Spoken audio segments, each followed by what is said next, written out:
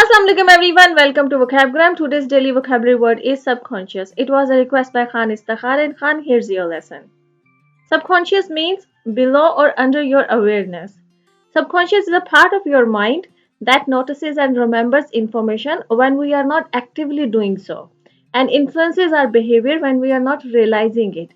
We don't have active control over it. For example, our subconscious desires, subconscious feelings, subconscious thoughts that affect our behaviors and we have not active control over it.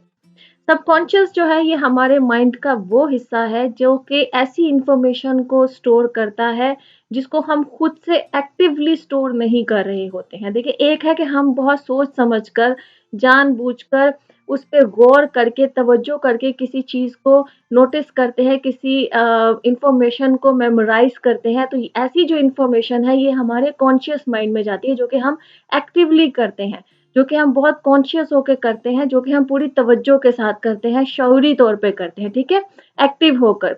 लेकिन कुछ information हमारे mind में ऐसी भी store हो रही होती है जिस पे कि हम तवज्जो नहीं दे रहे होते, हम एक्टिवली उस इन्फॉर्मेशन को अपने माइंड में स्टोर नहीं कर रहे थे, लेकिन वो इन्फॉर्मेशन हमारा माइंड जो है वो सबकॉन्शियसली लाशऊरी तौर पर उस इन्फॉर्मेशन को हमारे माइंड में स्टोर कर रहा होता है। और ये जो इन्फॉर्मेशन होती है जिसको कि हम एक्टिवली स्टोर नहीं कर रहे होते, उस पे तवज्जो नहीं दे रहे होते, हम ज़्यादा उस पे फ़ोकस नहीं होते हैं, लेकिन स्टिल हमारा माइंड उस इन्फॉर्मेशन को स्टोर कर रहा होता है, वो हमारे सबकॉन्शियस जो पार्ट होता है हमारे माइंड का, उसमें जाती है। और जो ये सबकॉन्शियस माइंड में जो इन्फॉर्मेशन पड़ी हुई होती है ना, ये हमारे बिहेवियर पे इफ़ेक्ट करती है, ठीक है?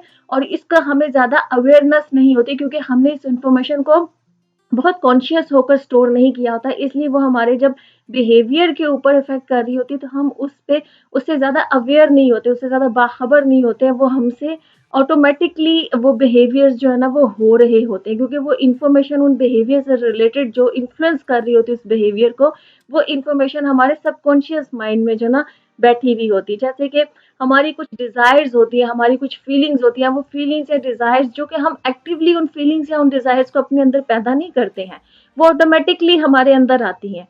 क्योंकि उन फीलिंग्स और उन डिज़ायर से रिलेटेड जो इन्फॉर्मेशन होती है, वो हमारे सबकॉन्शियस माइंड में बैठी होती है, जो कि उस वो इन्फॉर्मेशन जो स्टोर हुई है, वो हमने एक्टिवली नहीं की हुई है स्टोर, वो हमने उस पे ज़्यादा तवज्जो नहीं दी हुई है, वो ऑटोमैटिकली हमारे सबकॉन्शियस माइंड में चूँकि वो इन्फॉर्मेशन स्टोर होगी हुई है, तो वो हमारी फीलिंग्स पे, हमारी डिज़ायर्स पे, हमारी बिहेवियर्स पे जो है ना वो इफ़ेक्ट करती है। ऐसी बहुत सारी थॉट्स होती हैं जो हमारे अंदर चल रही होती हैं, जो कि हम कॉन्शियसली उन थॉट्स को नहीं सोच रहे होते हैं, बट स्टिल वो हमारे अंदर चल रही होती है क्योंकि वो हमारे सबकॉन्शियस माइंड से आ रही होती है, ठीक है?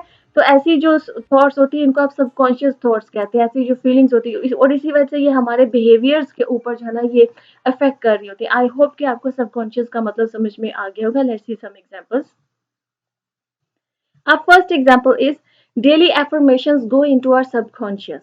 डेली एफर्मेशंस क्या होता है कि ऐसी कुछ लाइंस होती हैं, कुछ पॉजिटिविटी की लाइंस होती हैं जो कि सेल्फ हेल्प के लोग हैं, जो सेल्फ हेल्प को स्टडी करते हैं उनको पता होगा कि वो जो आप डेली रोज सुबह उठकर जो आप खुद कलामी करते हैं, जो इसीलिए वो डेली सेल्फ हेल्प के लिए लोग कहते हैं कि आप पॉजिटिव जो है ना खुद कलामी करें, खुद से जो बात करें अपने बारे में, जो खुद रिपीट करते हैं जो चीज़ें, ठीक है? तो जो डेली अफ़र्मेशंस होती है ना, जो सुबह रोज़ उठकर जो लोग करते हैं, ये बहुत से लोग इस चीज़ को प्रैक्टिस करते हैं, तो वो आपके रोज़ उसको रिपीट करने की वजह से वो आपके सबकॉन्शियस माइंड में चली जाती हैं और आप फिर सबकॉन्शियस माइंड में चूँकि वो इन्फॉर्मेशन स्टोर हो जाती है, तो वो ऑटोमैटिकली आपके बिहेवियर में आने लग जाती है।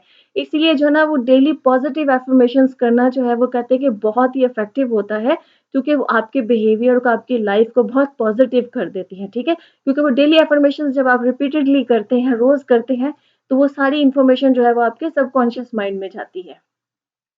Our second example is biases are deep rooted in his subconscious.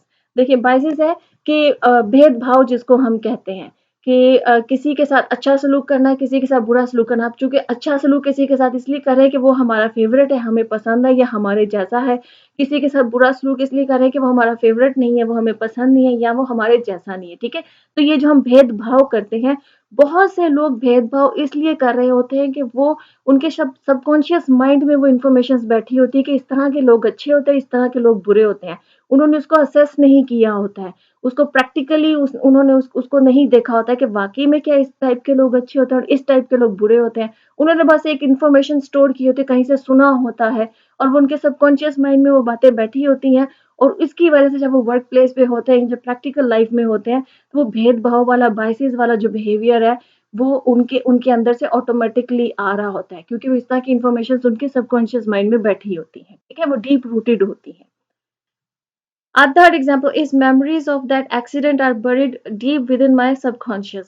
कि वो जो एक्सीडेंट हुआ था बहुत सालों पहले, कहीं वो एक्सीडेंट हुआ होगा और उसकी जो मेमोरीज है ना, वो कहीं उसके सबकॉन्शियस माइंड में जो है ना, वो बहुत गहरी तौर पर उसके सबकॉन्शियस माइंड में जाकर वो उसकी जो यादें हैं, उसकी जो मेमोरीज हैं, वो बैठ गई हैं।